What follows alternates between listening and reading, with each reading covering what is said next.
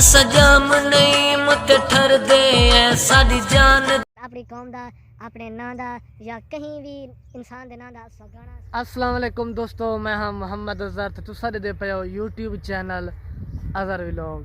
दोस्तों उम्मीद करना कि सारे बिरा जिथा भी हो सो ठीक हो सो फिट हो सो। ते दोस्तों अज दी वीडियो खास तुसा बिरावें वास्ते कि जो लोग फूती होंगे ना जी ना फूती ना ठीक है, जिमें शौकिया तौर ते कोई स्टेटस वगैरह या अपने नां दा सॉन्ग बनाना चाहते हैं तो ये वीडियो हुने दी की है। तो ही वीडियो को एंड तक देखो तो थोक मैं अज दसे सा कि मैं थकूँ बड़ा दसा कि सॉन्ग या स्टेटस थोड़े अपने नां दा। तो गाल ये दोस्तों डी लांधा पे एडो भो बनाने वाली मशीन वधी है तो ये माहौल से थोड़ा बहुता झुड़ बड़िया वधे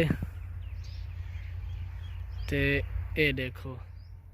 तो सब तो पहले दोस्तों तुसा सैंपल देख गिनो अगर स्टेटस बनवाने तो थोक मैं स्टेटस हम दिख लेना थी वीडियो ऑडियो तो चलन पै गया उस स्क्रीन ते चलना होना चलेना ते देख गिनो।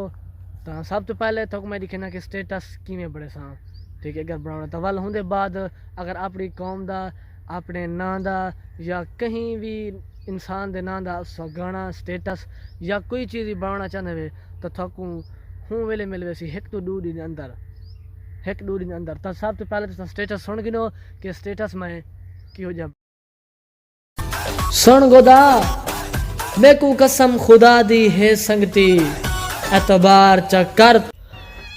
ए फरमाइश सारे बहुत ही प्यारे भाई मोहम्मद शहजाद डाव ने दी नज़र चंद नजरे भावे ना नजरे तू नजर पवे साडी ईद थी सी न तो ईद बेमजा थी ना सॉन्ग जरा गीत है कि ओ किवें बरसी ते ओ भी सुन गिनो। सकुमानी है जाम नहीं मो उते साडी जिंद ते जान नहीं मो मिठा सजाम नहीं मुत ठर दे साडी जान ते जिगर नहीं मो मिठा। तो दोस्तों सॉन्ग सुन के दो सी अगर कहीं भी रहा कि जो जावे सॉन्ग बनाना हो जो जावे अपने कौम दा अपने नां दा स्टेटस या अपनी कौम दे हवाले नाल सॉन्ग बनाने वो अलहदा होंगे एक स्टेटस अलहदा होंगे। अगर जै भी रहा बनवाने तो मेरा स्क्रीन ते व्हाट्सअप नंबर शो थी ना खड़ा सी तो तुसा मेरे नाल व्हाट्सअप ते रब्ता करे सो इंशाअल्लाह तो परजोर थोड़े नाल मदद करे सो इंशाअल्लाह। तो जियो जी आखसो फिर आक्सन बढ़ा देसो इंशाअल्लाह। तो दोस्तों आज दी वीडियो इतना ही हिंदा एंड करने तो वल मिलसो इंशाअल्लाह नवी वीडियो नाल ते तब तक की ते अल्लाह हाफिज। मेरी बाह थक गई है। तो दोस्तों जितना भी रहो खुश रहो तो उम्मीद करने ते यही दुआ नाल वीडियो एंड करने जितना भी रहो खुश रहो तो दुआ में याद रखे। अल्लाह हाफिज।